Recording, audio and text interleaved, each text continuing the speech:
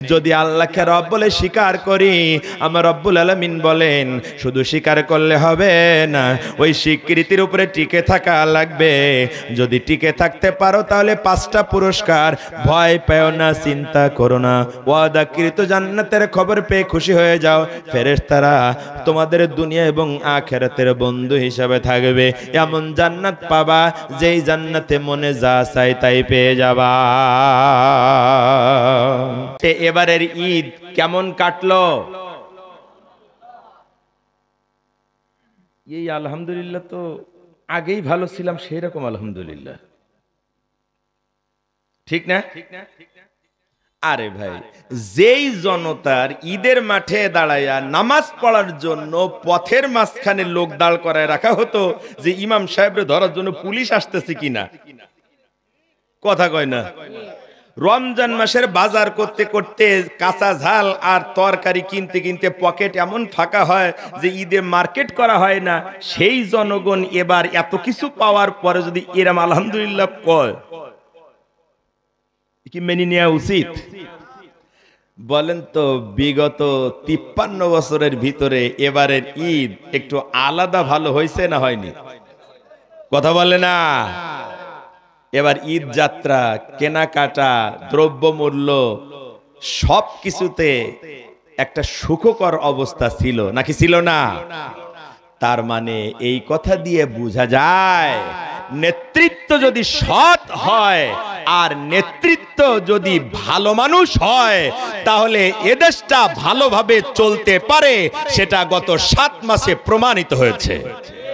কথা ঠিক কি না? এই 7 মাস দিয়া প্রমাণ হয়েছে গত 54 বছর যারা বাংলাদেশের ক্ষমতা এসছে ওরা ছিল চোর, ডাকাত আর লম্পট। এজন্যই দেশটা ভালো হয় নাই।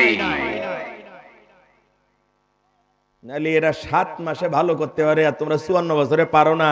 তার মানে বোঝা যায় চুরি করে করে কেউ পাঠাইছো আমেরিকায়, কেউ পাঠাইছো ইংল্যান্ডে, কেউ পাঠাইছো ইন্ডিয়ায়, কেউ পাঠাইছো অস্ট্রেলিয়ায়। কথা ঠিক কি না? আর যারা দেশের টাকা চুরি করে অন্য দেশে পাঠায়া টাকার পাহাড় করতে চায়, ওই চাঁদাবাজ, দুর্নীতিবাজ, খুনি আর ফ্যাসিজম এদেশে আর কখনো কায়েম হোক, এটা আমরা চাই না। কারা রাজি আছেন হাত তুলে দেখান। আল্লাহ কবুল করুক বলে আমিন। সম্মানিত ভাইরা, আমরা 1 মাস সিয়াম সাধনা করেছি, ঠিক না? এখন আমার মৌলিক কয়েকটা প্রশ্নের জবাব দিতে হবে আপনাদের। যদি জবাব দিতে পারেন তাহলে বুঝবো যে রোজা কাজে লেগেছে। যদি জবাব না দিবেন তাহলে কিন্তু রোজা কাজে লাগেনি, একদম 100% সত্য। এন্ড বুঝে শুনে জবাব দিয়ে। প্রথম প্রশ্ন, বলেন তো রোজা ফরজ করা হয়েছে কেন? আলেমরা পরে বলবেন, বলেন। আচ্ছা দাঁড়ান, আর একটু সহজ করে দিই। আপনি রোজা রাখছিলেন কেন?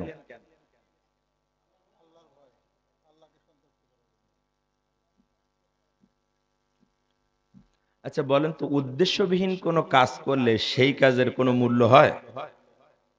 বলেন। উদ্দেশ্য না জেনে যদি কোনো কাজ করা হয় সেই কাজের কোনো বরকত বা কোনো মূল্য এই দুনিয়ায় পাওয়া যায়? তা আপনাদের জবাবে তো তাই বোঝা যায়। রোজা কেন ফরজ করা হয়েছে বলতে পারলেন না।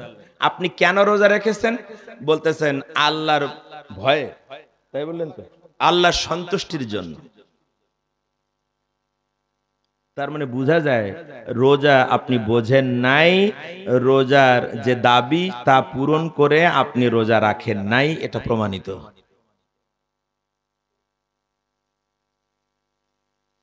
তাহলে আমি ওয়াজ আর কি করবো রে ভাই, পুরনো পড়া নিতে নিতেই তোমার জীবন শেষ।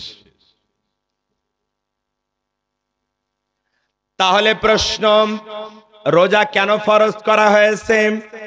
ইয়া আইয়ুহাল্লাযীনা আমানু কুতিবা আলাইকুমুস সিয়াম কামা কুতিবা আলাল্লাযীনা মিন ক্বাবলিকুম লাআল্লাকুম তাত্তাকুন।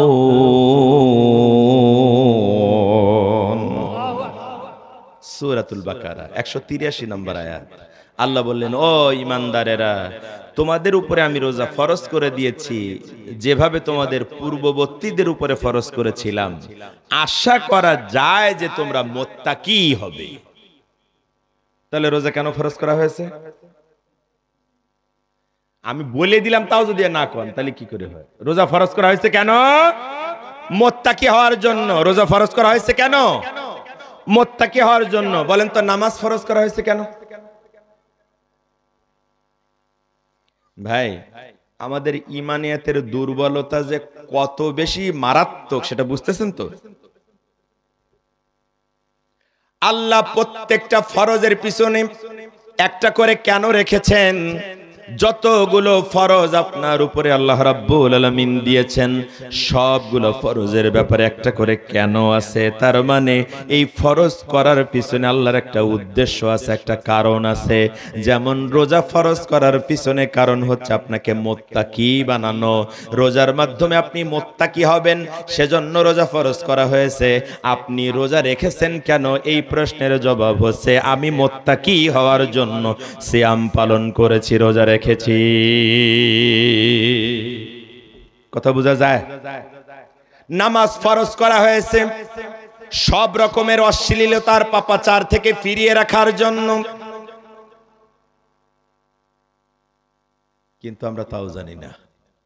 প্রত্যেক ফরজের পিছনে একটা করে কেন আছে, ওই দিকে যাবার টাইম আমার কাছে নাই।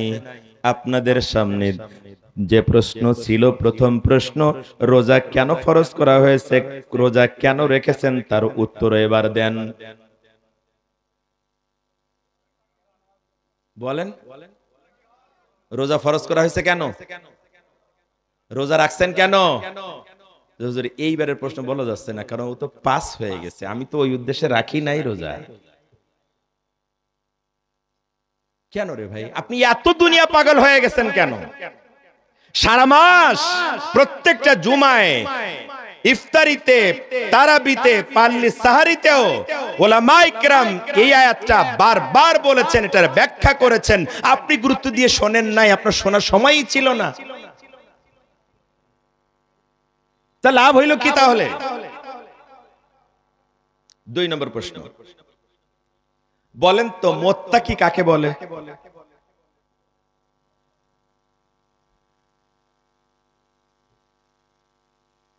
তাহলে কি হবে ভাই? তাহলে কি হবে ভাই বলেন? যারা আল্লাহকে ভয় করে এবং ভালোবাসে, আল্লাহ ভীতি এবং প্রীতি যাদের মধ্যে আছে, ওদেরকে বলা হয় মুত্তাকি। মুত্তাকির সবচাইতে ভালো বাংলা হচ্ছে আল্লাহ সচেতন। আল্লাহর আদেশ নিষেধের ব্যাপারে যারা সচেতন, আল্লাহর আযাব আর গজব, আল্লাহর রহমতের ব্যাপারে যারা সচেতন, তারা হচ্ছে মুত্তাকি। কথা বুঝেছেন? এই মুত্তাকি বানানোর জন্য আল্লাহ সিয়াম ফরজ করেছেন। আবার কোরআনুল কারীমের প্রথমে বললেন, লালিকাল কিতাবু লা রাইবা ফীহি হুদাল লিল মুত্তাকিন।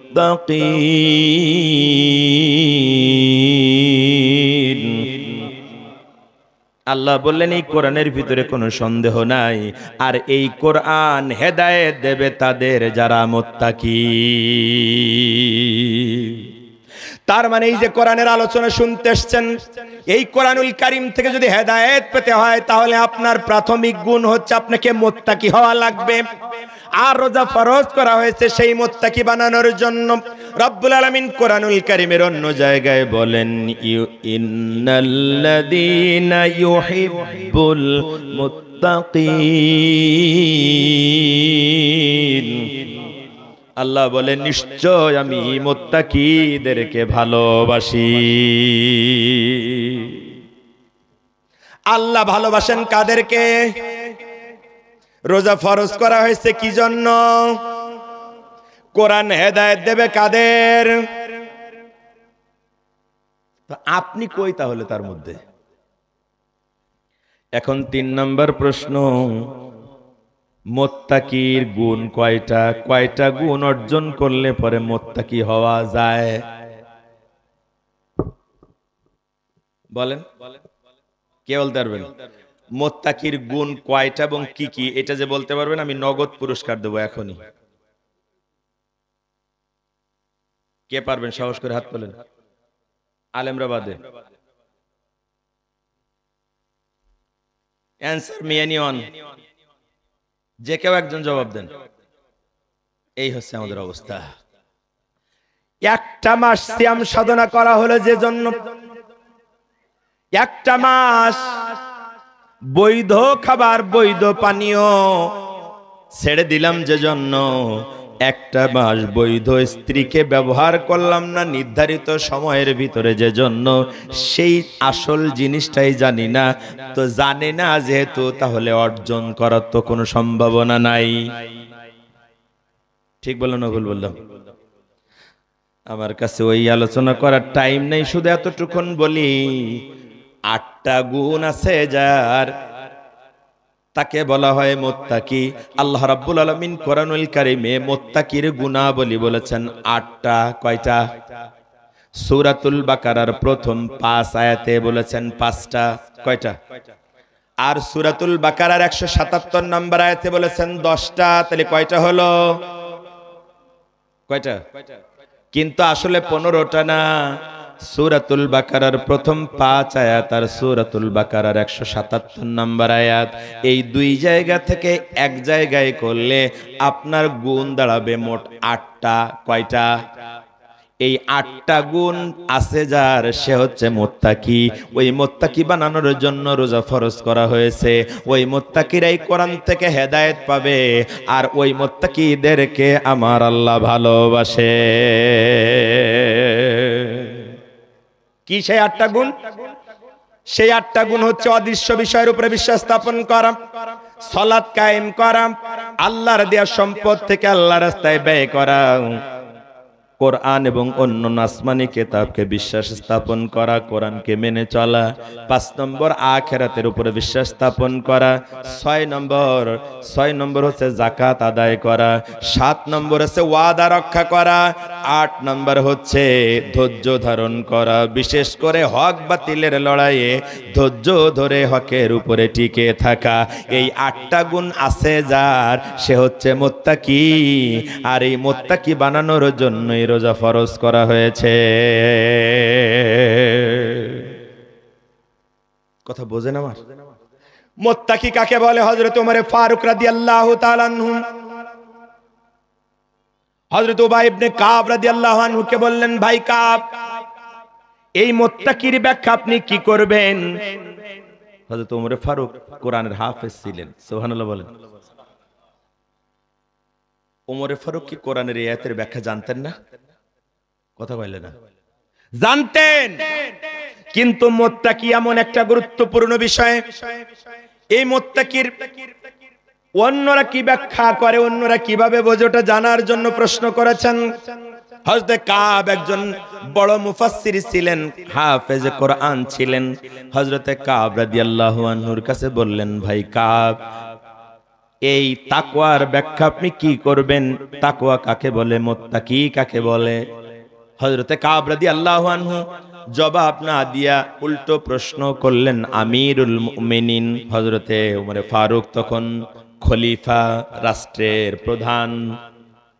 বললেন, খলিফাতুল মুসলিমিন ভাই ওমর, আপনি কি কখনো কোন কাঁটাযুক্ত পথ দিয়ে, পাহাড়ি কোন কাঁটাযুক্ত পথ দিয়ে কখনো কি চলেছেন? ওমর ফারুক রাদিয়াল্লাহু আনহু বললেন, হ্যাঁ আমি তো চলেছি। কিভাবে চলেছেন? ওমর ফারুক বললেন, এই কাঁটাযুক্ত পথ দিয়ে যখন চলেছি তখন আমার পরিধেয় বস্ত্র, আমার লুঙ্গি, আমার জামা এক হাত দিয়া এভাবে আটোসাটো করে নিয়ে আস্তে করে খুব সন্তর্পণে সতর্কতার সাথে আমি ওই পথ পাড়ি দিয়েছি। হযরতে উবাই ইবনে কাব রাদিয়াল্লাহু আনহু বললেন, ভাই ওমর, এটাই হচ্ছে তাকওয়া। তার মানে কি? তার মানে হচ্ছে দুনিয়ায় আপনি এমন ভাবে চলবেন, নিজেকে এমন নিয়ন্ত্রিত করে চলবেন, নিজেকে এমন বাইন্ডিংস এর ভিতরে রাখবেন, নিজেকে এমন আটোসাটো করে পথ চলবেন, এত সতর্কতার সাথে চলবেন, সুদের কাঁটা, ঘুষের কাঁটা, দুর্নীতির কাঁটা, সন্ত্রাসের কাঁটা, চাঁদাবাজির কাঁটা, পরকীয়ার কাঁটা, চুরি ডাকাতির কাঁটা, ছিনতাইয়ের কাঁটা, এই কোনো কাটা যেন আপনার গায়ে বিধে না যায়, ওই রকম সতর্কতার সাথে চলার নাম হচ্ছে তাকওয়া। যারা চলে ওদেরকে বলা হয় মুত্তাকি। কথা বোঝা যায়? আর একটু প্র্যাকটিক্যাল যদি বলি, রাগ করতেছেন আপনারা? আর একটু প্র্যাকটিক্যাল করে যদি বলি, এখানে রোজা রাখছিলেন কারা কারা? হাত তোলেন। নামান। আমি বলেছি একটু সাবধানতার সাথে বলেছি, রোজা রাখছিলেন কয়টা রাখছিলে তা তো বলিনি, ওই জন্য সবাই হাত তুলেছে। আমি ওর বাইরে যেতে চাই না। আমার ভাইয়ের, আমার বন্ধুরা, যারা রোজা রেখেছিলেন, প্রচন্ড খরতাপের ভিতরে শেষের দিকের কয়টা রোজা একটু গরম পড়ছিল, 5-7টা, ওইরকম 4-5টা বা 5-7টা, কিন্তু বাকিগুলো তো এবার খুব মজায় আরামের সাথে গেছে। ঠিক কিনা বলেন? চৈত্র মাসের জন্য শীতের আমেজ। আলহামদুলিল্লাহ, আল্লাহ আমাদের উপরে রহম করেছেন, কিন্তু রহমতটা আমরা নিতে পারি নাই। কিরকম? খেয়াল করেন, খুব গুরুত্বপূর্ণ। যতদিন বেঁচে থাকবেন এই পয়েন্টগুলো ভুলে যাবেন না, তাহলে রোজা কোনো কাজে আসবে না। আমার ভাইয়ের, আমার বন্ধুরা, প্রচন্ড তাপে মাঠে কাজ করার কারণে, নিজের পরিবারের কাজ করার কারণে প্রচন্ড ক্লান্ত আপনি। দুপুরবেলা শুয়েছিলেন, কিন্তু এমন ক্ষুধা লাগছে, এমন তৃষ্ণা লাগছে, এমন ক্লান্তি যে ঘুম আসে নাই। ঠিক কিনা? প্রাণ যেন ওষ্ঠাগত। আসরের সালাতের জন্য যখন মুয়াজ্জিন আজান দিয়েছে, তখন আপনি উঠে আবার ওযু করতে গিয়েছেন। টিউবওয়েল চেপে পানি নিয়ে যখন গালে দিয়েছেন, তখন মনে হয়েছে যেন এটা আগে সেই টিউবওয়েল না, এটা বোধহয় নতুন করে এর ভিতরে কেউ বরফ ঢেলে দিয়েছে। ঠিক কিনা? ঠিক কিনা? মনে হয় যেন বরফ গলানো পানি গালে দিলে এত ঠান্ডা, এত মিষ্টি লাগে। মনে হয় যেন একটা ঢোক যদি খেতে পারতাম, কলিজা ঠান্ডা হয়ে যাইতো। ঠিক কিনা? খাইছিলেন কেউ? কেউ খাইছিলেন? কেন 3 বার কুলি করতে হবে তো 2 বার যদি গিলে ফেলতেন তা কেউ দেখতো নাকি? কেউ দেখতো? দুনিয়ার কেউ টের পাইতো? আপনার স্ত্রী বা সন্তানও কেউ টের পাইতো? কেউ যে পাশে দাঁড়িয়ে আপনার উজু করা দেখছে, ওয়াও কি টের পাইতো? পানি দিলেন, অর্ধেক গিলে ফেলেছেন, অর্ধেক ফেলবেন, ও পাশের লোকের টের পাওয়ার কোনো সুযোগ আছে ভাই? কিন্তু আপনি কি এই ওযু করার সময় যখন প্রচন্ড মজা লাগতেছিল পানি, তখনও কি আপনি পানি খাইছেন? কেন? রাইট। কিসের ভয়ে? কি ভয়? কেউ না দেখলে আল্লাহ দেখবেন, ভয় তো এটাই। কথা ঠিক কি না? এটাই হচ্ছে তাকওয়া। আল্লাহর এই ভয়টার নামই হচ্ছে তাকওয়া। আপনি যে একটা ঢোক পানিও খান নাই, শুধুমাত্র কার ভয়ে? কার খুশির জন্য? কার আদেশ পালনের জন্য? এই যে প্রচন্ড কষ্ট আর তৃষ্ণা নিয়ে এখনো 1.5 ঘন্টা পার করে দিয়া ইফতারির সামনে নিয়ে কত খাবার, পানীয়, শরবত, খেজুর রেডি, কিন্তু বারবার ঘড়ি দেখতেছেন, 1টা মিনিট আগেও খান না। তার মানে আল্লাহর নির্ধারিত সময় শেষ না হওয়া পর্যন্ত খাওয়া যাবে না। আল্লাহর এই হুকুমের কাছে নিজেকে সারেন্ডার করে দেয়া, শতভাগ আল্লাহর সামনে নত হয়ে যাওয়া, 100% সারেন্ডার করে দেয়া, এটার নাম হচ্ছে তাকওয়া। আমার ভাইরা, এবার যেটা বুঝাইতে চাই সেটা বুঝে নেন। এই শিক্ষাটাই বাকি 11 মাস আপনার কাজে লাগাইতে হবে। নচেত রোজার এই শিক্ষা যদি আপনি ঈদের পরের দিন ভুলে যান, এই রোজা দিয়ে কিন্তু রাইয়ান নামক জান্নাত পাওয়া যাবে না। কি শিক্ষা? আপনি প্রচন্ড ক্ষুধা, প্রচন্ড তৃষ্ণার সময় দুনিয়ার কেউ দেখে না, শুধু আল্লাহর ভয়ে একটু পানি খান নাই। এই যে আপনার আল্লাহর ভীতি প্রকাশ করেছেন, বাকি 11 মাস যখন চলবেন তখন চাষ করতে যায়া লাঙ্গলের ফালা যতই অন্যের আইলের ভেঙে দিয়ে নিজের ভিতরে ঢুকানোর চেষ্টা করুক না কেন, আপনি লাঙ্গলটারে মজবুত করে ধরে আইলের কাছে নিয়ে যাবেন না, কারণ আইল ভাঙলে পরে আমার জমি বেড়ে যেতে পারে, ওর কম হয়ে যাইতে পারে। আর এইটা ও না দেখলেও আমার আল্লাহ কিন্তু দেখে, ঠিক কি না? আপনি যখন ওজন করেন তখন কম দিবেন না, কারণ ক্রেতা টের না পাইলেও কে দেখতেছেন। আপনি খাদ্যে ভেজাল দিবেন না, কারণ যে খাচ্ছে ও না বুঝলেও কে দেখেন। আপনি সুদ খাবেন না, কারণ আল্লাহ দেখতেছেন। ঘুষ খাবেন না, কারণ আল্লাহ দেখতেছেন। আপনি দুর্নীতি করবেন না, কারণ আল্লাহ দেখতেছেন। আপনি টেম্পো স্ট্যান্ডে চাঁদাবাজি করবেন না, আপনি সবজি বাজারে যায় চাঁদাবাজি করবেন না, তার কারণ হচ্ছে অন্যরা না দেখলেও কে দেখতেছে। আপনি পরনারীকে স্পর্শ করবেন না, আপনি পরনারীর দিকে কুদৃষ্টিতে তাকাবেন না, আপনি কোনো পরনারীর হাত ধরে টান মেরে হোটেলে নিয়ে যাবেন না, তার কারণ দুনিয়ার কেউ না দেখলে কে দেখতেছে। কথা বলে না। আপনি কোনো ভোট কেন্দ্র দখল করবেন না, কোনো ব্যালট পেপার রাতের বেলা চুরি করে সিল মেরে বাক্সে ঢুকাবেন না, তার কারণ হচ্ছে কে দেখতেছে।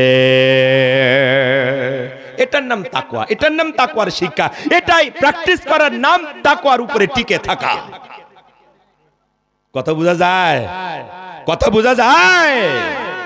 যদি এই তাকওয়ার বহিঃপ্রকাশ আপনার জীবন জিন্দেগিতে, আপনার লাইফ স্টাইলে, আপনার আচার আচরণে, আপনার লেনদেন, আপনার কথাবার্তায়, আপনার ওঠা বসায় যদি আল্লাহর এই ভয় পরিলক্ষিত না হয়, আপনার ভিতরে যদি এই তাকওয়া না আসে, তাহলে কিন্তু মুত্তাকি হতে পারেন নাই।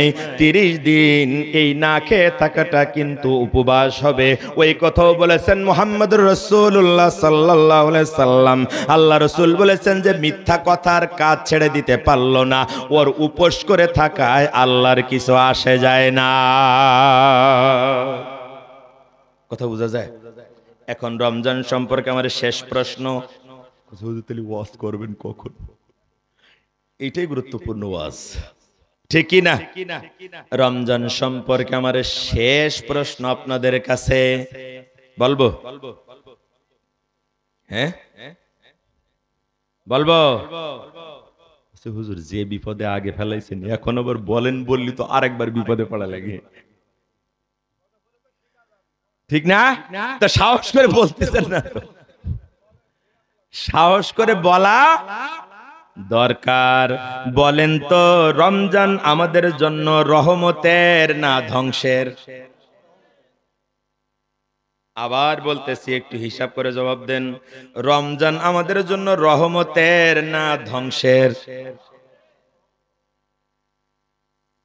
উত্তর সঠিক হয়নি, আংশিক সঠিক হয়েছে। এর জবাব হচ্ছে হ্যাঁ, উনি ঠিক বলেছেন, দুটোই। রমজান আমাদের জন্য যেমন রহমতের, তেমনি রমজান আমাদের জন্য ধ্বংসেরও কারণ। রমজান আমাদের জন্য রহমত, এমন রহমত অন্য মাসের তুলনায় 70 গুণ থেকে 700 গুণ বাড়ানো হয়েছে। সুবহানাল্লাহ বলবেন না? তারাবিতে রহমত, সাহারিতে রহমত, ইফতারে রহমত, দান সদকায়ে রহমত। এই মাসে আছে রহমত, আছে নাজাত, আছে মাগফিরাত, আছে বরকত, আছে কল্যাণ, সব আছে এই মাসে। বাকি 11 মাসে যেই পাপীকে আল্লাহ রাব্বুল আলামিন তার পাপের আধিক্যের কারণে, তার পাপের গণ্ডি কোরাস করে যাওয়ার কারণে বাকি 11 মাসে যেই পাপী বান্দাকে আল্লাহ মাফ করেন নাই, ওই বান্দা যদি রমজানুল মুবারকে এসে তওবা করে আল্লাহর কাছে হাত তুলতে পারে, আমার রব্বুল আলামিন তাকেও মাফ করে দেন। এত রহমত এই মাসে। তাও সুবহানাল্লাহ বলবেন না? বলবেন হুজুর তাহলে আবার ধ্বংসের কথা কোন কেন?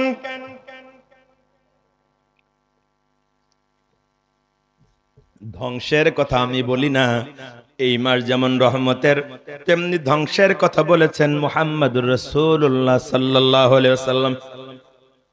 বিশ্বনবী মসজিদে নববীর মেম্বারের উপরে পা রাখলেন, প্রথম পাও রাখলেন, বললেন আমিন, দ্বিতীয় পা রাখলেন, বললেন আমিন, আবার সোজা হয়ে যখন বসতে যাবেন তখন বললেন আমিন, তিনবার আমিন বললেন।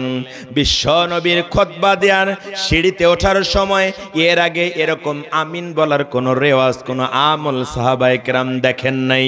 আজ হঠাৎ করে বিশ্বনবী যখন মেম্বারে উঠলেন তখন তিনবার আমিন বললেন।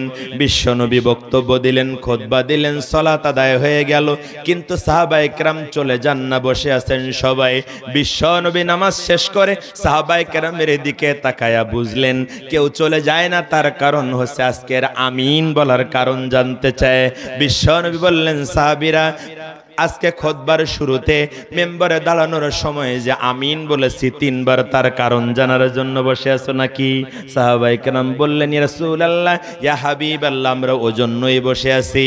এরকম আমিন তো এর আগে বলেন নাই, আজকে কেন আমিন বললেন, কারণটা কি আমরা জানার জন্য উদ্গ্রীব হয়ে আছি। সুবহানাল্লাহ। বিশ্বনবী বলেন, ও আমার সাহাবীরা শোনো, আমি যখন মেম্বারে পাও রাখতেছিলাম জিবরাইল আমিন তখন আমার কাছে হাজির হয়ে গিয়েছিলেন। জিবরাইল আমার কাছে বললেন, ইয়া রাসূলুল্লাহ, ইয়া হাবিবাল্লাহ, যেই ব্যক্তি রমজানুল মোবারক পেল অথচ জীবনের গুনাহ মাফ করায় নিতে পারল না, ওই ব্যক্তি ধ্বংস হয়ে যাক। আমি রহমাতুল লিল আলামিন। বিশ্ব নবী বললেন, আমি বললাম আমিন। তার মানে আল্লাহ রাব্বুল আলামিন জিবরাইলের মাধ্যমে যেই মেসেজ আমার কাছে পাঠিয়েছেন, আল্লাহ চান রমজানুল মোবারক পাওয়ার পরে যার গুনাহ মাফ হলো না সে ধ্বংস হয়ে যাক। আমি নবীজি, তোমাদের নবী, আমিও চাই সে ধ্বংস হয়ে যাক। কথা কি বুঝতেছেন এবার? তাহলে রমজান আমাদের জন্য শুধু কি রহমতের না ধ্বংসের কারণও? দুই নম্বরে জিবরাইল আমিন বললেন, ইয়া রাসূলুল্লাহ, ইয়া হাবিবাল্লাহ, আপনার নাম যেই লোকের সামনে উচ্চারিত হবে মুহাম্মাদুর রাসূলুল্লাহ, এই নাম যার সামনে উচ্চারিত হবে, এই নাম শোনার পরে যে আপনার উপরে দুরূদ পড়বে না, ওই লোক ধ্বংস হয়ে যাক। বিশ্ব নবী বললেন, আমিও এটা মেনে নিলাম। আমি বললাম আমিন, আল্লাহ এটা কবুল করুক। তিন নম্বরে জিবরাইল আমিন বললেন, ইয়া রাসূলুল্লাহ, ইয়া হাবিবাল্লাহ, যেই সন্তানেরা তার পিতামাতা উভয় অথবা যে কোনো একজনকে বৃদ্ধ অবস্থায় পেল, যারা তার পিতামাতা বৃদ্ধ অবস্থায় পেল অথচ জান্নাত কিনে নিতে পারলো না, ওই সন্তান ধ্বংস হয়ে যাক। আমি নবী এটার ব্যাপারেও একমত পোষণ করে বলেছি আমি। আমার নাটোরের তৌহিদি জনতা, ও বড়াই গ্রামের প্রিয় ভাইরা, এটা যদি হয় বিশ্ব নবীর হাদিস, রমজান পাওয়ার পরে যদি গুনাহ মাফ হয়ে না যায় তাহলে সে ধ্বংস হয়ে যাক। রমজান পাওয়ার পরে যে গুনাহ মাফ করাই নিতে পারলো না সে ধ্বংস হয়ে যাক। এটা রব্বুল আলামিন মেসেজ পাঠাইলেন জিবরাইল আমিনকে দিয়া। নবীজিও একমত পোষণ করে আমিন বললেন। তার মানে এইটা তো আল্লাহ কবুল করা ছাড়া আর তো বিকল্প আমরা দেখি না, ঠিক কি না? এখন বলেন তো, কারা কারা নিশ্চিত হয়েছেন যে আমার গুনাহ মাফ হয়ে গেছে? বলুন হুজুর, এইটা তো জবাব দেওয়ার মতো প্রশ্ন না। তাহলে যেটার জবাব দেয়া যায় আমি ওই প্রশ্ন করি। সেটা হচ্ছে, আপনি এই 29 দিনে কয়বার বসেছেন আল্লাহর দরবারে ধর্ণা দিয়া? রব্বুল আলামিন মন চাহি জীবন জিন্দেগি যাপন করতে যায়া ইচ্ছায় অনিচ্ছায় ভুল করে ফেলেছি, জেনে ভুল করেছি, না জেনে ভুল করেছি, বন্ধুর প্ররোচনায় পড়ে পাপ করেছি, দলের কথা মতো পাপ করেছি, নেতার কথা মতো পাপ করেছি। রব্বুল আলামিন এই মাগফিরাতের সময় আমি ইস্তেগফার করে নিলাম। রব্বুল আলামিন ওয়াদা করলাম এই পাপ আর করব না, তুমি আমারে মাফ করে দাও। রমজান মাসে কয়দিন এই কথা বলেছেন আপনি? যদি বলে না থাকেন তাহলে তো গোনা, আপনি তো মাফই চান নাই, তো আল্লাহর কি ঠেকা পড়ছে যে আপনারে মাফ করে দেবে? কথা বলেন না কেন? কথা বলেন না কেন? ওই জন্য আল্লাহ রাসূল রমজান সম্পর্কে বিখ্যাত হাদিস বলেছেন, মান সামা রমাদানান ঈমানান ওয়া ইহতিসাবান গুফিরা লাহু মা তাকাদ্দামা মিন যামবি। ঈমান আর ইহতিসাব, ঈমান এবং আত্মসমালোচনার মাধ্যমে যেই লোক সিয়াম পালন করে, রোজা রাখে, বিশ্ব নবী বলেন তার পিছনের জীবনের সমস্ত গুনাহ আল্লাহ মাফ করে দেয়। এখন আপনার ঈমান আছে এইটা সন্দেহ নাই। যদি আপনার ঈমান না থাকতো তাহলে আপনারে দিয়া রোজা পালন হইতো। ঈমান আছে বলেই তো আপনি রোজা রাখছেন, কথা ঠিক কি না? আল্লাহর পরে ঈমান আছে বলেই তো চুরি করে খান নাই, কথা ঠিক কি না? কিন্তু 2 নম্বরে যেটা, সেটা হয় নাই আত্মসমালোচনা। হয়েছে আত্মসমালোচনা? হয় নাই, ওই জন্য রোজা কাজে লাগে নাই। রোজার আগে যেমন ছিলেন, ঈদের পরের দিনই তো আবার সেরকম হয়ে গেছে, কথা ঠিক না ভুল? চরিত্রের, লেনদেনের, আচার ব্যবহারের কোনো পরিবর্তন আসছে না, বরং উল্টা হয়েছে। রমজান মাসে যারা চাঁদাবাজি করতে পারছিল না, মাস্তানি করতে পারছিল না, তারা যেন হাঁপাই উঠছিল, তারা শুধু চিন্তা করতেছিল কবে ঈদ হবে, ঈদ চলে গেলে ওইটারে ধরবো। কথা সত্য বললাম না মিথ্যা বললাম? তো রোজা তাইলে তো আপনার জীবনের গুনাহ মাফ হয়নি, তার মানে আপনার জন্য ধ্বংস। আমার গুনাহ মাফ হয় না, তার মানে আমার জন্য ধ্বংস। তো আপনি কোন চিন্তায় আছেন রে ভাই? কোন চিন্তায় আছেন আপনি? এখন বলবেন হুজুর রমজান তো চলে গেছে, তাহলে করব কি? করবার মতো সব কিছু আপনার কাছে আছে। এই রমজানের 70 থেকে 700 গুণ সম্মান বেশি, এই লাইলাতুল কদরের গুরুত্ব 1000 মাস থেকে বেশি। এইটার কারণ হচ্ছে এই মাসে কোরআনুল কারীম নাজিল হয়েছে। শাহরু রমাদানাল্লাযী উনজিলা ফীহিল কুরআন হুদাল লিন্নাসি ওয়া বায়্যিনাতিন মিনাল হুদা ওয়াল ফুরকান। আল্লাহ বললেন এটা রমজান মাস, এই মাসে আমি কোরআনুল কারীম নাজিল করেছি। কোরআনুল কারীম নাজিল করেছি মানুষের হেদায়েতের জন্য। আর এটা এমন হেদায়েত, সত্য আর মিথ্যার ভিতরে পার্থক্য সূচিত করে দিয়া মানুষকে হেদায়েত দান করে দেয়। কি কোন জিনিস? কোন জিনিস? ওই কোরআন আমাদের কাছে আছে না নাই? আছে না নাই? তার মানে এখনো ফিরে আসার সুযোগ আছে না নাই? আমার ভাইয়ের জন্য বলে গেলাম, প্রতিদিন অন্তত 2 থেকে 3টা আয়াত তত্ত্ব সহ পড়া লাগবে, নচেত আপনি মুত্তাকি হতে পারবেন না। আপনি রমজানে তাকওয়া অর্জন করলেও সে তাকওয়া ধরে রাখতে পারবেন না যদি প্রত্যেক দিন কোরআন তেলাওয়াত না হয়। এজন্য প্রতিদিন অর্থ সহ 2-3টা আয়াত তেলাওয়াত করতে হবে। রাজি আছেন মুসলমান? প্রতিদিন কোরআন তেলাওয়াত করতে রাজি আছেন? রাজি আছেন? নিজের বিবেককে বুঝাবেন, যদি আপনি কোরআন তেলাওয়াত না পারেন তাহলে শিখবেন। কোরআন তেলাওয়াত শিখতে 1 মাসও লাগে না, তার কম সময় হয়ে যায়। আধুনিক যে পদ্ধতি আসছে, 20 দিনে কোরআন তেলাওয়াত শেখা যায়, শুদ্ধ করে। তাও আপনি কোরআন তেলাওয়াত করতে পারেন না, এটা হচ্ছে আপনার অলসতা।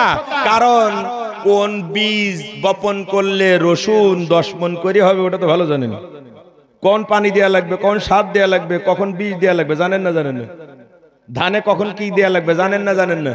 তো এইগুলো কঠিন কঠিন সব শিখে ফেলাইছেন। আর কোরআন হচ্ছে একটা সহজ জিনিস, ওইটা আপনি পারেন না, তার মানে বোঝা যায় আপনি আসলে অলস, আপনি চেষ্টাই করেন না।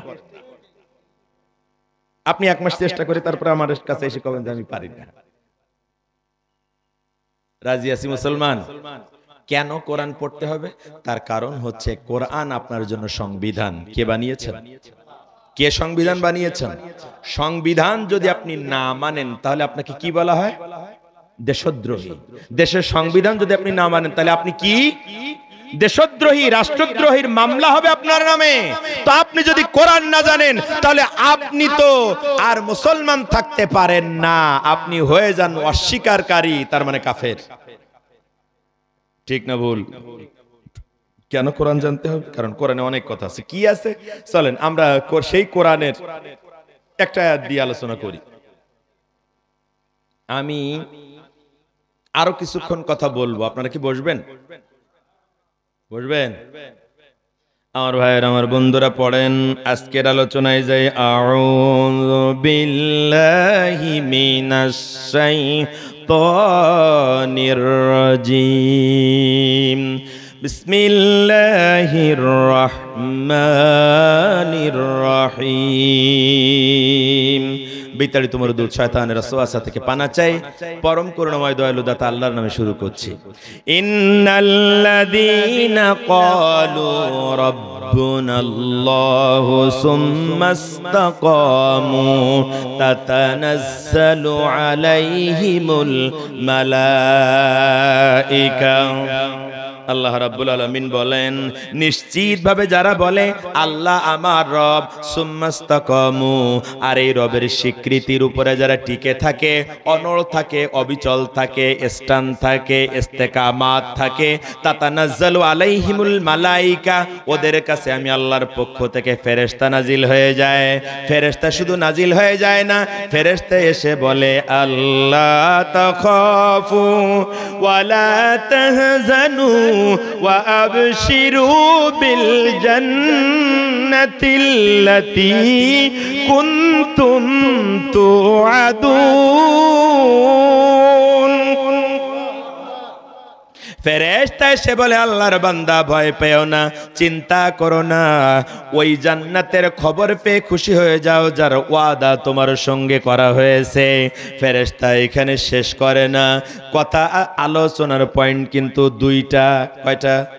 প্রথম হচ্ছে ইন্নাল্লাযীনা ক্বালু রাব্বুনাল্লাহ, নিশ্চিতভাবে যারা বলে আল্লাহ আমার রব। এখন আল্লাহ আমাদের রব, এই ব্যাপারে কোনো সন্দেহ আছে নাকি?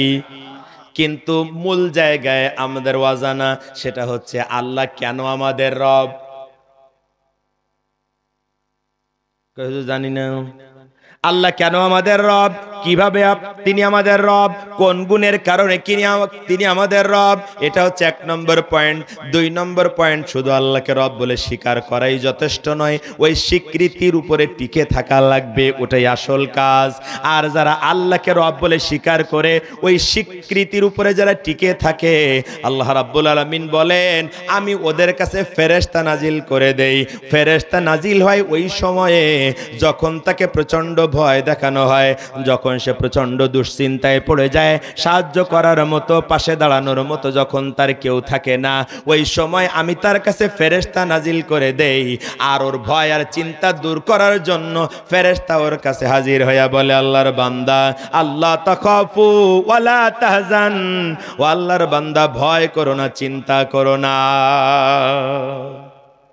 কথা বুঝতেছেন আমার ভাই? কষ্ট হচ্ছে আপনাদের? ঘুম আসতেছে? দোয়া করে দেবো। খিচুড়ি আছে নাকি?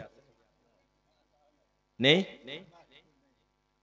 তাহলে কি করবেন? তাহলে তো তাড়াতাড়ি চলে যাওয়া দরকার। আজকে যে খিচুড়ি নেই, সেজন্য অন্তর থেকে এই কমিটিকে আমি ধন্যবাদ জানাচ্ছি, দোয়া করতেছি আল্লাহদের উপরে রহম করুক। কারণ আমি খিচুড়ির প্রচন্ড বিরোধী লোক। আমার এলাকায় খিচুড়ি বন্ধ হয়ে গেছে, শুধু আমার জোড়নে পড়ি। খিচুড়ি কেন? মানুষ পড়ে গেছে, তার জন্য দোয়া করবে আপনজনেরা, পারলে আলেম ওলামার কাছে দোয়া নেবে, কিন্তু তার জন্য দোয়া করতে হবে, তার পূর্ব শর্ত হচ্ছে খিচুড়ি খাওয়ানো লাগবে। আপনাদের এদিকে আছে নাকি? জায়গায় জায়গায়, মানে আমি নাটোরে এবার অনেকগুলো মাহফিল করছি, প্রত্যেক জায়গায় ওই খিচুড়ির কলেরা ছিল, শুধু আপনাদের এদিকে নেই। আমার ভাইয়ের, আমার বন্ধুরা, তার মানে খিচুড়ি পাওয়া যাবে না এটা যায় নাই, শুধু কোরআন শোনার জন্য বসে থাকা লাগবে। রাজি আছেন কিনা? রাজি? আমরা একসাথে দোয়া করে বের হব ইনশাআল্লাহ। খুব গুরুত্বপূর্ণ একটা বিষয়ের উপরে আপনাদেরকে মনোযোগ আকর্ষণ করতেছি, অত্যন্ত গুরুত্বপূর্ণ বিষয়, আপনার ইমানিয়াতের একদম গোড়ার বিষয়, ইমানিয়াতের একদম সর্বপ্রথম বিষয়ের উপরে দৃষ্টি আকর্ষণ করছি। কারণ আল্লাহ বিশ্বাস না করলে, আল্লাহকে রব বলে স্বীকার না করলে ইমানদার হওয়া যায়? কথা বলেন, যায়?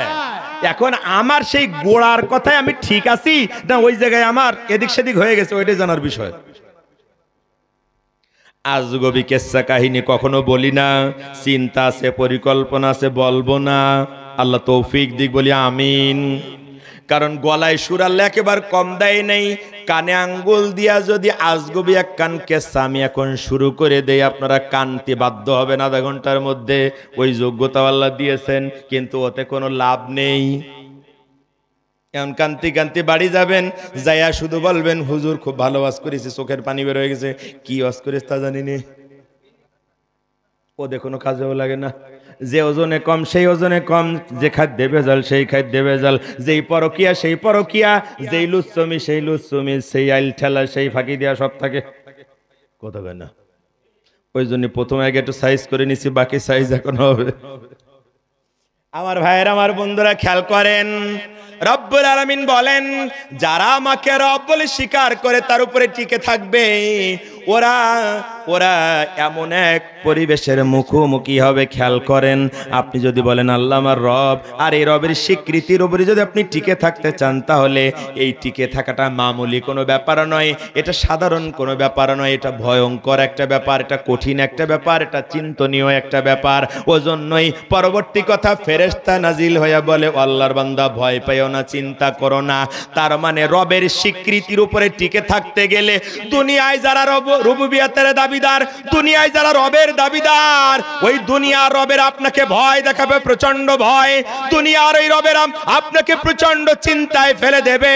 যখন আপনাকে যখন জীবনের ভয় দেখানো হবে, হয়তো ক্রস ফায়ারের আসামি আপনি, হয়তোবা গুম হয়ে গিয়েছেন, অথবা ফাঁসির দড়ির সামনে ঝুলতেছে, অসংখ্য মামলার পরে মামলা, ক্রস ফায়ারের অর্ডার হয়ে গেছে, এলাকায় ফিরতে পারেন না, সবাই আপনার ঠিক মতো খবরও নিতে পারে না। কারণ খবর নিতে গেলে না জানি আবার ফোন ট্যাগে আপনার মামলা তার ঘাড়েও চলে যায়। কতক্ষণ রাখে? ঠিক কি না? ছিল না? ছিল না? ছিল কি ছিল না?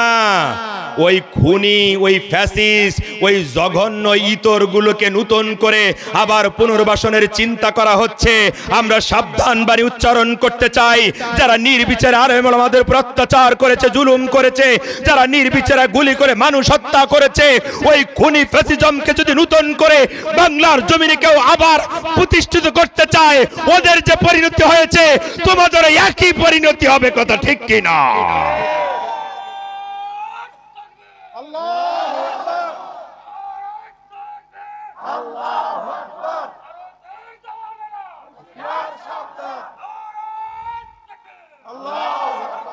আমার ভাইয়ের, আমার বন্ধুরা, বুকের সাথে বন্দুকের নাল লাগাইয়া বলা হয়েছে এখনো দল ত্যাগ করে আমাদের দলে চলে আয়, নালে ট্রিগার চেপে দেব। কথা ঠিক কিনা বলেন? ফাঁসির দড়ি সামনে ঝুলাইয়া বলা হয়েছে এখনো প্রাণ ভিক্ষা চায়া রাজনীতি ছেড়ে দিয়া পীরতন্ত্র গ্রহণ করো, আমরাই মুরিদ হব। কথা ঠিক কিনা বলেন? তারা আপোষ করে নাই। এই রকমের দুর্বিষহ জীবনের মুখোমুখি আবার তাদের চিন্তায় ফেলে দেওয়া হয়েছে। মাসের পরে মাস নয়, বছরের পরে বছর জেলখানায়, মাসের পরে মাস জেলখানায়, বছরের পরে বছর এলাকায় ফিরতে পারে না। তখন মাথার মধ্যে চিন্তা, আমার বৃদ্ধ মায়ের ওষুধ কিনে দেবে কে? আমার অসুস্থ পিতাকে ডাক্তারখানায় নিয়ে যাবে কে? আমার অসহায় স্ত্রী, আমার সন্তান সন্ততিদেরকে কিভাবে লালন পালন করবে? এই চিন্তায় যখন আপনি দিশেহারা, জীবন হারানোর ভয়ে যখন আপনি প্রচন্ড ভীত, কেউ যখন আপনার পাশে এসে দাঁড়ায় না, কেউ যখন আপনাকে সান্ত্বনার বাণী শোনায় পারে না, তখন আমার রব্বুল আলামিন বলেন, ও আমার বান্দা, আমাকে রব বলে স্বীকার করার কারণে রবের স্বীকৃতির উপরে টিকে থাকতে যায়, যখন তোমার দুনিয়ার জীবন এমন নষ্টাগত প্রায়, ভয়ে যখন তুমি সন্ত্রস্ত, চিন্তায় যখন তুমি মহাচ্ছন্ন, তখন তুমি নিজেকে একা মনে করো না। ও আমার বান্দা, আমি তোমার এমন রব, দুনিয়ার সবাই যখন তোমার ছেড়ে চলে যায়, তাতানাজ্জালু আলাইহিমুল মালাইকা, আমি তখন তোমার কাছে ফেরেশতা নাজিল করে দেই। ফেরেশতা আইসা বলে, আল্লাহ তাখাফু ওয়ালা তাহজান, ও আল্লাহর বান্দা ভয় পাও না, চিন্তা করো না। এখন যদি আপনি বলেন, আল্লাহর ফেরেশতা, আমাকে ভয় দেখানো হচ্ছে, সামনে বন্দুকের নাল, রাইফেলের নাল, পিস্তলের নাল আমার দিকে তাক করা, আমার বাড়ি ফিরতে দেওয়া হয় না, চাকরি কেড়ে নিয়েছে, ব্যবসা কেড়ে নিয়েছে, পুকুর কেড়ে নিয়েছে, ঘের কেড়ে নিয়েছে। কথা ঠিক কি না? মসজিদের মেম্বারে বসে আলেমরা সঠিক কথা বলতে পারে না, এই চেয়ারে বসে আলেমরা সঠিক ইসলাম উপস্থাপন করতে পারে না, তাহলে মাইক কেড়ে নেওয়া হয়, মামলা হয়। কথা বলেন না কে? এখন যদি আপনি আল্লাহর ফেরেশতার কাছে বলেন, ও আল্লাহর ফেরেশতারা রে, এই রকমের ভয় আর চিন্তায় যখন আমি চতুর্দিক থেকে একেবারে বেষ্টনীর ভিতরে আসি, তখন তুমি কেন বলো যে আমি ভয় করব না, চিন্তা করব না? কেন বলো? আপনি যদি এই প্রশ্ন করেন, আপনার এই প্রশ্ন করার আগে আল্লাহ রাব্বুল আলামিন ১৫০০ বছর আগে জবাব দিয়ে রেখেছেন। কারণ তিনি সৃষ্টিকর্তা, তিনি স্রষ্টা, তিনি জানেন দুনিয়ায় এমন কিছু আল্লাহ বিরোধী লোক হবে, ইসলাম বিরোধী লোক হবে, যারা আল্লাহকে রব বলে মানতে চাইবে, ওদেরকে ভয় দেখানো হবে, ওদেরকে চিন্তায় ফেলে দেয়া হবে, ওদের উপরে অত্যাচার করা হবে। এইটা আমার আল্লাহ জানেন, সেজন্যই আয়াত নাজিল করে বলে দিয়েছেন, ওয়া আবশিরু বিল জান্নাতিল্লাতী কুনতুম তুআদুন।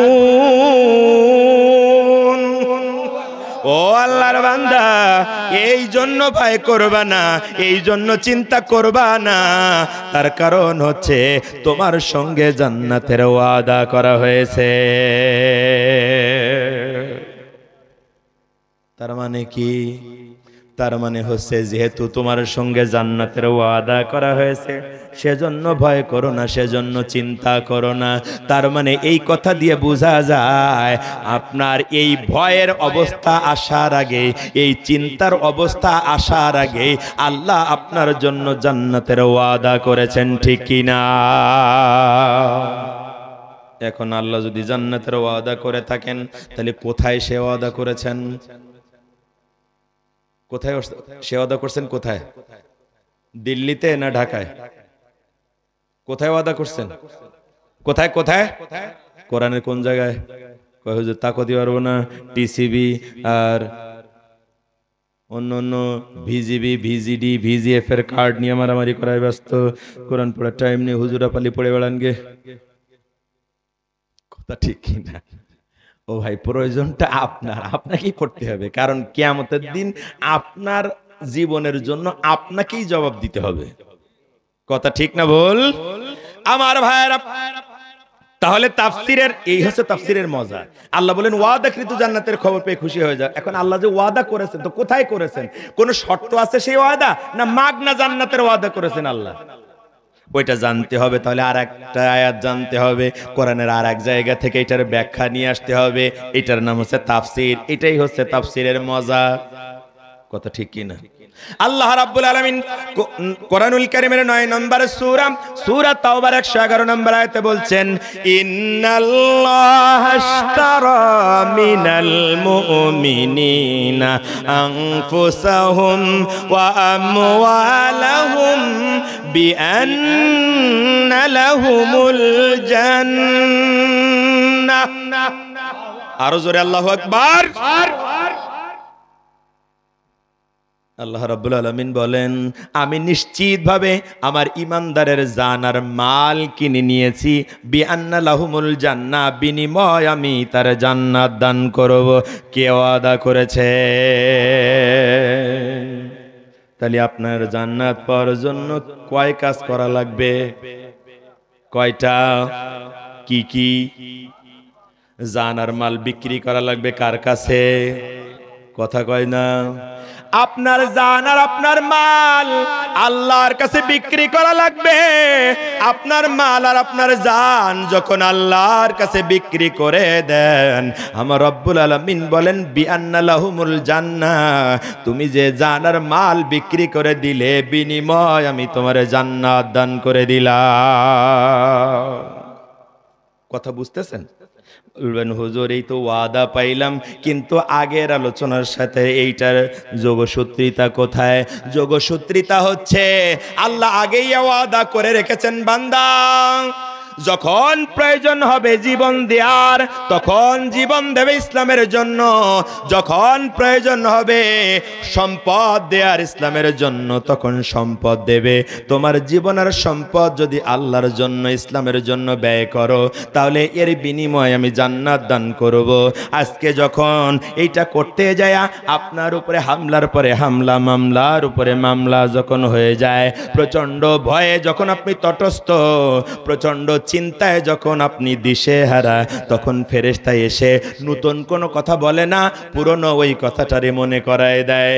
এই জায়গায় তো ফেরেশতা এসে বলতে পারতো, ও আল্লাহর স্বীকৃতি দানকারী, আল্লাহর বান্দা, আল্লাহর স্বীকৃতি দেওয়ার কারণে তোমার উপরে যে ভয় এসছে, যে চিন্তা এসছে, ওই ভয় আর চিন্তা থেকে তুমি নিজেকে মুক্ত করে আল্লাহর উপরে টিকে থাকো, তোমাকে জান্নাত দেয়া হবে। আল্লাহ এমনটা বলতে পারতেন কি না? আল্লাহ তা বলেন নাই।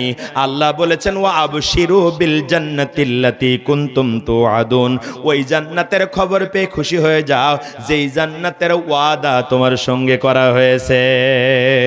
তার মানে তুমি তো ওয়াদা করেছো তুমি জান আল্লাহর কাছে বিক্রি করবে, তুমি তো ওয়াদা করেছো তোমার সম্পদ আল্লাহর কাছে বিক্রি করবে।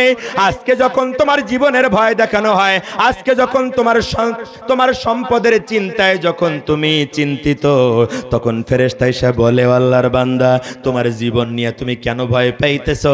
তোমার সম্পদ নিয়ে তুমি কেন ভয় পাইতেছো? তুমি কি ভুলে গেছো নাকি তুমি জান্নাতের জন্য তোমার জীবন আর সম্পদ তো আল্লাহর কাছে বিক্রি করে দিছিলা? অতএব বিক্রিত মালের জন্য তুমি ভয় পাইও না, চিন্তা করো না। কারণ এই ভয় আর চিন্তা তুমি ভুলে যাও, তোমার জান আর তোমার মাল তো আল্লাহর কাছে বিক্রি করা হয়ে গেছে। কথা ঠিক না ভুল?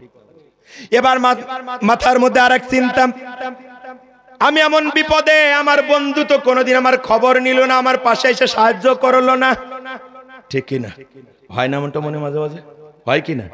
এমন যখন মনে হয়, আল্লাহ রাব্বুল আলামিন তখন বলেন, আমার ফেরেশতা তোমাদের কাছে আরেকবার নাজিল হয়ে যায়। ফেরেশতা নাজিল হইয়া বলে, নাহানু আউলিয়াউকুম ফিল হায়াতিদ দুনিয়া ওয়া ফিল আখিরাহ। ও আল্লাহর বান্দা, তুমি আল্লাহর পরে টিকে থাকার কারণে তোমার ভয় আর দুশ্চিন্তার সময়ে তোমার কোনো আপনজন কাছে এলো না, তোমার কোনো বন্ধু তোমার খবর নিল না, এজন্য মন খারাপ করো না। আমরা আল্লাহর ফেরেশতারা দুনিয়া এবং আখিরাতে তোমাদের বন্ধু হিসাবে থাকব। কি আপনার বন্ধু? আল্লাহর ফেরেশতারা। কি আপনার বন্ধু? দুনিয়ায় না আখিরাতেও? দুই জায়গায়। এরপরে আপনার আবার মনের মধ্যে, আচ্ছা আপনারা দুই তিনজন উঠলেন কে? তাহলে আমি মোনাজাত করব। সবাই ইস্তেগফার পড়েন, এখন মোনাজাত। এখানে তো 12টাই বাজেনি, তো এখন উঠে চলে যাচ্ছেন কে? আপনারা নাকি শুনি 10টার পরে আসেন আর যান 2টোর সময়, তো তার নমুনেই নাকি? আমি কি কথা আর বাড়াবো না মোনাজাত করব? সামনে আগাবো না মোনাজাত করব? তাহলে একজনও উঠতে পারবেন না। রাজি?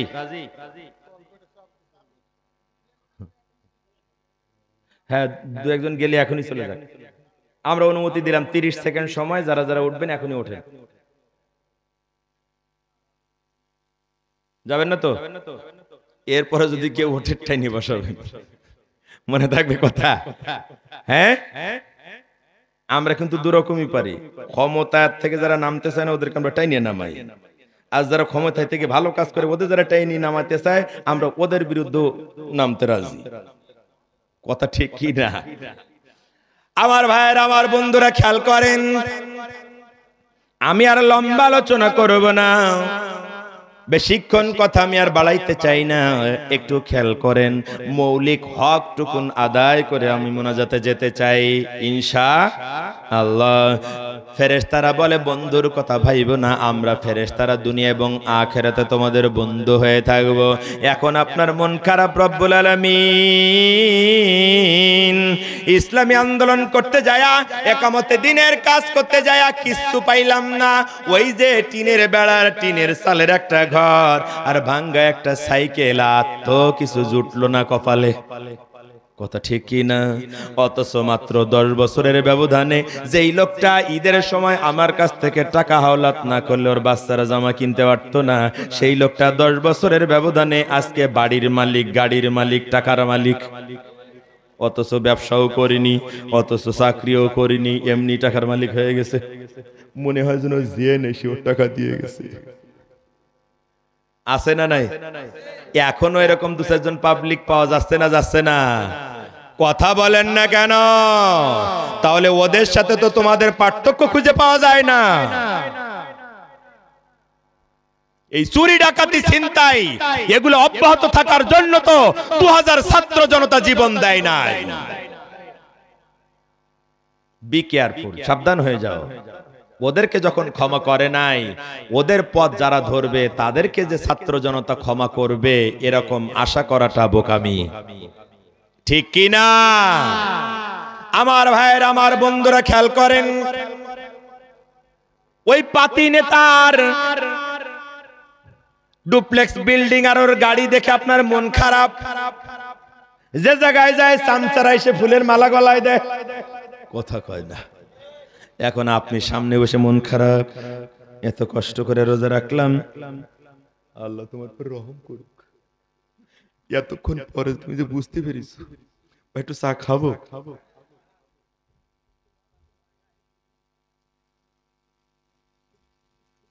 আমার ভাইয়ের, আমার বন্ধুরা, এই পাতি নেতার গাড়ি বাড়ি দেখে আপনার মন খারাপ। রব্বুল আলামিন আমি কিচ্ছু পাইলাম না, ও সব পেয়ে গেল, ঠিক কিনা? এমন দুশ্চিন্তা যখন হয়, ফেরেশতা আপনার অন্তরে প্রশান্তি দিয়া বলে, ওয়ালাকুম ফিহা মা তাশতাহি আনফুসুকুম ওয়ালাকুম ফিহা মা তাদউন। ও আল্লাহর বান্দা, ওই দিকে তাকায়া লোবাতুর হওয়ার কোনো দরকার নেই। তোমাকে এমন জান্নাত দেয়া হবে, তুমি এমন জান্নাত পেয়ে যাবা, ইসলামের উপরে, ঈমানের উপরে টিকে যদি থাকতে পারো, তোমাকে এমন জান্নাত দেয়া হবে, ওই জান্নাতে তোমার মনে যা চায় তাই পেয়ে যাবা। কার ওয়াদা?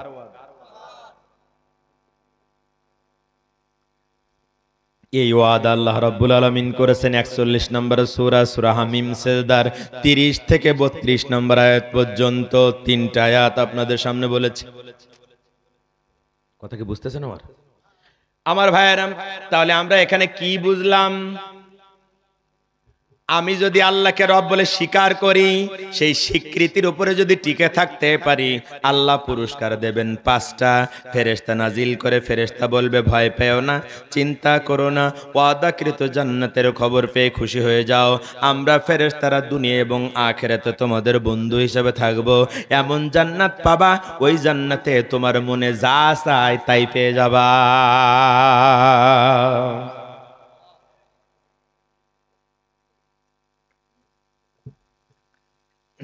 ভাই, মনে যা চাবেন তাই পেয়ে যাবেন, এই কথাটা বিশ্বাস করতে মন চায়? এটা বিশ্বাস করা কিন্তু কঠিন। কেন? দুনিয়ার এত লোক এত কিছু পাইলো, আর আমি সামান্য বাচ্চা কাচ্চা নিয়ে বেঁচে থাকবো, তার জন্য খাবার জোগাড় করতে পারি না। আর আল্লাহ বলছেন মনে যা চায় তাই পেয়ে যাও, কথা কয় না। অনেকের মনে তো চাচ্ছিল 41 সাল, 41 সাল, 41 সাল, কথা কয় না। পাইছে? কথা কন না, একেবারে পাইছে? অর্ধেক পাইছে না, অর্ধেকের আগেই খবর হয়ে গেছে, কথা ঠিক কি না? তার মানে দুনিয়া মনের চাওয়ার পূরণ করা জায়গা নয়, মনের চাওয়া পূরণ হবে জান্নাতে, ঠিক কি না? মনের চাওয়া পূরণ হয় জান্নাতে, মনের চাওয়া দুনিয়ায় পূরণ হয় না। দুনিয়ায় যদি পূরণ হতো, তাহলে দুর্দান্ত প্রতাপশালী ফেরাউন পানিতে ডুবে মরতো না। দুর্দণ্ড ক্ষমতার অধিকারী নমরুদ্রে জুতার বাড়ি খাইয়া যাওয়া লাগতো না, কথা বলেন ঠিক কি না? প্রচন্ড ক্ষমতার অধিকারী 5-7টা ফেরাউন এক জায়গায় করলে যা হয়, একটা হাসিনা তাতেও বেশি, ওই হাসিনারে পালায় যাওয়া লাগতো না, ঠিক কি না? আজকে আরেক নতুন তথ্য বের হয়েছে, সাগর রুনি, দুটো সাংবাদিক, স্বামী স্ত্রী দুজনই সাংবাদিক, ওদের হত্যা করা হয়েছিল, মনে আছে আপনাদের? সেই সাগর রুনির হত্যাকারী সামিট গ্রুপ বলে আমরা এতদিন জানতাম, কিন্তু আসলে না, ওদের মূল হত্যাকারী হচ্ছে শেখ হাসিনা। কেন?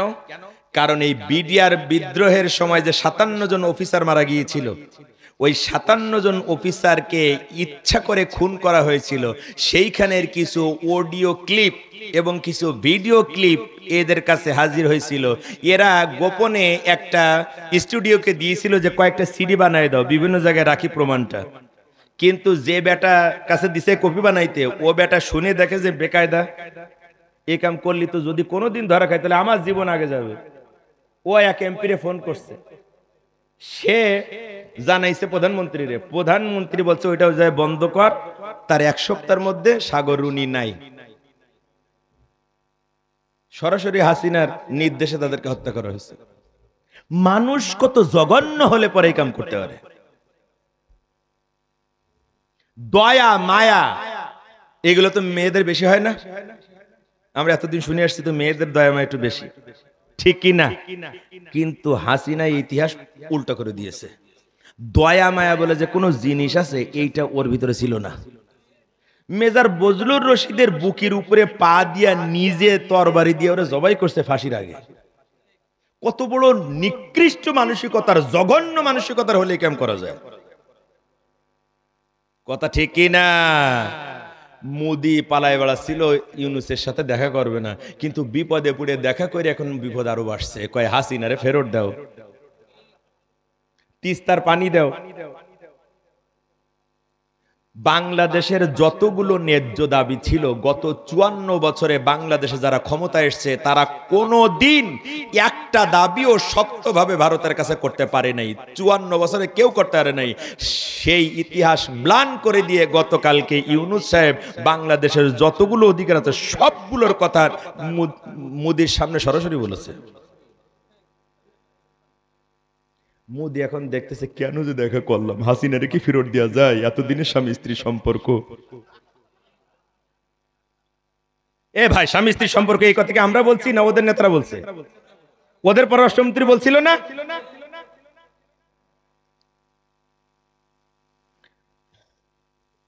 আমার ভাইয়ের, আমার বন্ধুরা, মনে যা চাও তাই পেয়ে যাবা কোন জায়গা?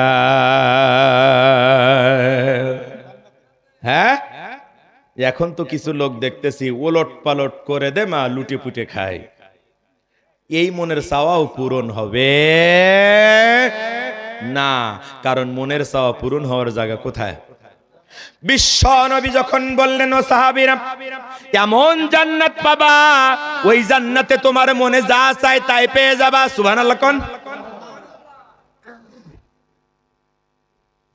সাহাবায়ে কেরাম বুঝতে কষ্ট হয়, মানতে কষ্ট হয়। ইয়া রাসূলুল্লাহ, একটা খেজুর 4 ভাগ করে 4 জনে খাইছি, তারপরে একটু পানি খায়া এই সামান্য খাবার দিয়া যুদ্ধ পর্যন্ত আমরা করেছি। যুদ্ধের ময়দানে খাবার জোটে নাই, অস্ত্র জোটে নাই।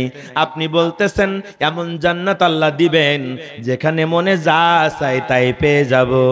বিশ্ব নবী এবার ব্যাখ্যা দিলেন, আমার সাহাবীরা শোনো, মনে যা চাই তাই পেয়ে যাবা সেটা কেমন? মনোযোগ আছে আপনাদের? মনোযোগ আছে? বিশ্ব নবী বলেন, জান্নাতি ব্যক্তিরা যখন জান্নাতে সেটেল হয়ে যাবে, তারা স্বর্ণ রূপার মোড়ানো চেয়ারে রেশমের কাপড় পরে হেলান দিয়া বসে থাকবে আরামের সাথে। সূর্যের তাপ তাদের ডিস্টার্ব করবে না, রাতের অন্ধকার তাদেরকে অন্ধকারাচ্ছন্ন করবে না। সুবহানাল্লাহ কোন? তাদের সামনে থাকবে অসংখ্য পানপাত্র, সামনে থাকবে অসংখ্য খাদেম খাদেমা, থাকবে হুর গেলমান। আনন্দের আতিশয্যায় তারা শুধু উপভোগ করবে আর আল্লাহর কাছে তার নিয়ামতের জন্য শুকরিয়া আদায় করবে। ইন দি মিন টাইমে, ইত্যবসরে, এমনই সময় ওই জান্নাতি ব্যক্তির মাথার উপর দিয়ে একদল পাখি উড়ে যাবে। সুবহানাল্লাহ। কে বলতেছেন এই কথা? বিশ্বনবী বলতেছেন। বিশ্বনবী বলতেছেন, ও সাহাবীরা শোনো শোনো, জান্নাতি ব্যক্তির মাথার উপর দিয়া একদল পাখি উড়ে যাবে। উড়ন্ত পাখির এই ডানার আওয়াজে জান্নাতি ব্যক্তিটি ওর দিকে ফিরে তাকাবে। জান্নাতি ব্যক্তিটি যখন ওই উড়ন্ত পাখিগুলোর দিকে ফিরে তাকাবে, তখন তাদের অন্তরটা, তাদের চক্ষু জুড়িয়ে যাবে, চক্ষু শীতল হয়ে যাবে, চক্ষু স্থির হয়ে যাবে, চোখ ফিরাতে পারবে না। এত সুন্দর পাখি, এত নয়নবিরাম পাখি, এত দৃষ্টিনন্দন পাখি দেখে এরা হতচকিত হয়ে যাবে, অ্যাস্ট্রনিস্ট হয়ে যাবে, অবাক বনে যাবে। রব্বুল আলামিন, এত সুন্দর পাখি তুমি বানিয়েছো। হঠাৎ করে তার অন্তরের ভিতরে একটা কল্পনা জাগ্রত হবে, এই পাখিগুলো, এই উড়ন্ত পাখিগুলো দেখতে যদি হয় এত সুন্দর, না জানি ওর গোশত খেতে কত মজা হবে। চাইছে নাকি আল্লাহর কাছে?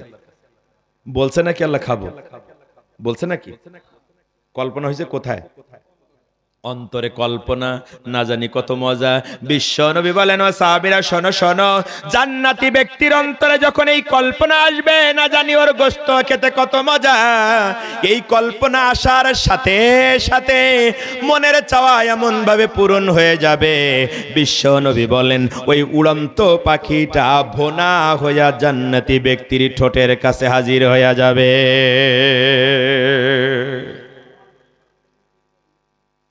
কিন্তু এই ভোনা গোশত ঠোঁটের সামনে হাজির কার?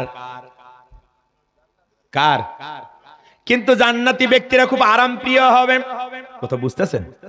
সারা জীবন ঠেলা চালায়া, রিক্সা চালায়া, সাইকেল চালায়া, সুদ না খায়া, ঘুষ না খায়া, দুই ওয়াক্ত খায়া, কখনো না খায়া জীবন যাপন করছে। চুরি করে নাই, ডাকাতি করে নাই, সুদ খায় নাই, জেনা করে নাই, ব্যভিচার করে নাই, আল্লাহর আইন মেনে চলার জন্য আপ্রাণ চেষ্টা করেছে। আজকে যখন জান্নাতের মেহমান, তখন এই জান্নাতি ব্যক্তিরা খুব আরাম প্রিয় হয়ে যাবে। তখন এই জান্নাতি ব্যক্তিরা ভাববে, বিশ্ব নবী বলেন জান্নাতি ব্যক্তিরা ভাববে, রব্বুল আলামিন, এই গোশত এখন আমি কামড়াবো, তারপরে আমি চিবাবো, এরপরে রস হবে, ওর পরে আমি গিলবো, তারপরে মজা হবে। কথা বুঝতেছেন কিনা? কতটা আরাম প্রিয় হবে জান্নাতীরা, বুঝতেছেন? ওই জান্নাত আমরা চাই? চাই। কয় কাজ করা লাগবে? কয় কাজ? একটা হচ্ছে আল্লাহকে রব বলে স্বীকার করা লাগবে, আর ওই স্বীকৃতির উপরে টিকে থাকা লাগবে।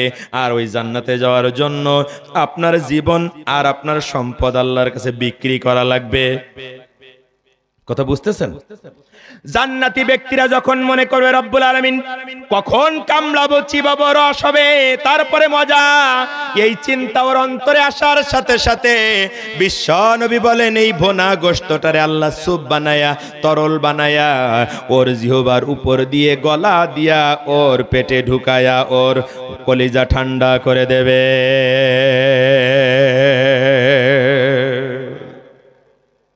ওই জান্নাত চাই? তাহলে এই আয়াতের আলোকে কয়টা কাজ করা লাগবে? কয়টা? একটু জিকির করেন, সুবহানাল্লাহ। আচ্ছা, মনে আছে, শেষ করি। সুবহানাল্লাহ,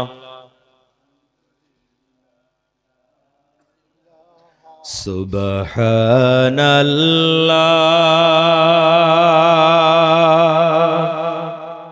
আলহামদুলিল্লাহ,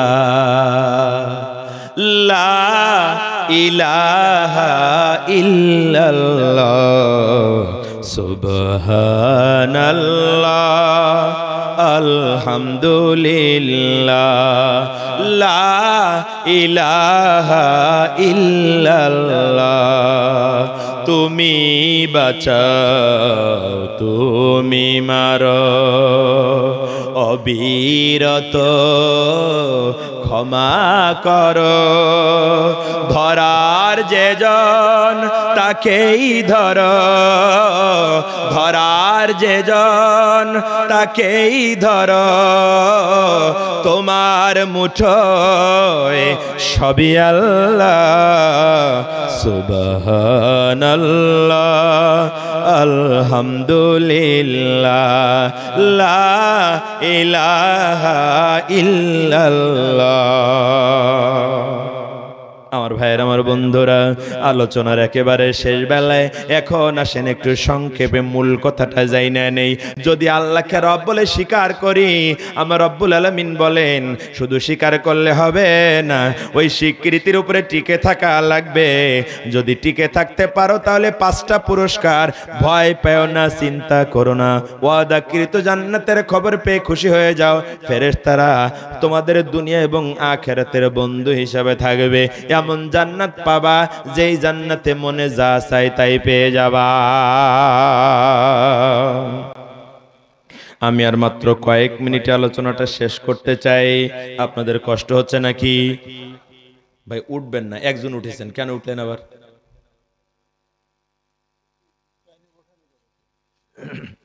না, কথা ছিল যে উঠলে কিন্তু আমি মোনাজাত ধরে দেবো, ঠিক কি না? খেয়াল করেন, মাত্র কয়েক মিনিটের কথা বলেই আমরা কমিটির দাবি পূরণ করেই মোনাজাত ইনশাআল্লাহ। খেয়াল করেন, তাহলে এখন প্রথম কাজ আল্লাহকে রব বলে স্বীকার করতে হবে। কি করতে হবে? আল্লাহকে রব বলে, বলেন তো কে আমাদের রব? বলেন। এই জবাবটা সঠিক কিন্তু পূর্ণাঙ্গ না। এবার কি পেঁয়াজ? এই জবাবটা সঠিক কিন্তু পূর্ণাঙ্গ না। আল্লাহ আমার রব, এই কথাটা ঠিক, কিন্তু আল্লাহ আমার রব শুধু এতটুকুন বললে রুবুবিয়াতের যে হক, রুবুবিয়াতের যে দাবি তা পূরণ হয় না। তাহলে কে আমাদের রব? কে আমাদের রব এটা জানার জন্য বাপের কাছে চলেন যাই, কারণ রব খুব গুরুত্বপূর্ণ একটা কোশ্চেন। রূহের জগতেও আল্লাহ বলেছিলেন আলাস্তু বিরব্বিকুম, আমি কি তোমাদের রব নই? সেদিন আমরা সবাই মিলে বলেছিলাম ক্বালু বালা, অবশ্যই আপনি আমাদের রব। দুনিয়ায় নবী পাঠিয়ে সেই রবের পরিচয় দিয়েছেন আমার আল্লাহ। এরপরে দুনিয়ার হিসাব চুকায়া যখন কবরে যাবেন, তখন প্রথম প্রশ্ন হচ্ছে মান রব্বুকা। রূহের জগতে যেই রবকে স্বীকার করছিলা, দুনিয়ায় যে রবরে মানার কথা, আজকে কবরে জবাব দে ওই রবরে মানছিলি কিনা। ঠিক কিনা? কথা বলেন না কেন? এখন রবকে, তাহলে রবকে এইটা জানার জন্য জাতির পিতার কাছে চলেন যাই। কার কাছে? কার কাছে? কার কাছে? জাতির পিতার নাম কি? 7 মাসে সব উল্টে ফেলা হয়েছে। জাতির পিতার নাম কি? কয় হুজুর শুধু উল্টে ফেলিনি, গলায় দড়ি বেঁধে ড্রেনে ফেলাইছি। ফেলাইছে না? জনগণের ট্যাক্সের টাকা দিয়া, 1000 কোটি টাকা দিয়া বাপের মূর্তি বানায়া খাড়া করে থইছে। জনগণ 5ই আগস্ট দেখলাম গলায় দড়ি বেঁধে ড্রেনের ভিতরে কাট করে ফেলাইছে। আবার এই দৃশ্য দেখে অনেক নেতার কলজের মধ্যে জ্বালা হয়েছে। কয় যখন ফেলাচ্ছিল তখন দেখি আমার কলজের মধ্যে খুব যন্ত্রণা হয়েছে। এইরকম নেতাও এখনো বাংলাদেশে আছে। কথা কন না একেবারে। আমার ভাইয়ের, আমার বন্ধুরা, খুব মনোযোগী হবেন। আমি রবের পরিচয় দিয়ে আজকের আলোচনা শেষ করব। রবের পরিচয় পাওয়ার জন্য জাতির পিতার কাছে চলেন যাই। কার কাছে? কার কাছে? জাতির পিতা বলল নমরুদ, তোমার রুবুবিয়ত চলবে না, তোমার আইন চলবে না, তোমার বিধান চলবে না, তুমি আমার আল্লাহকে রব বলে মেনে নাও। নমরুদ বলল ইব্রাহিম, তুমি কি জানো না আনা রব্বুকুমুল আলা, আমি তো বড় রব। ঠিক কি না? নমরুদ কি বলছিল? আমি তো। তুমি আবার কোন রবের কথা কও? কে তোমার রব?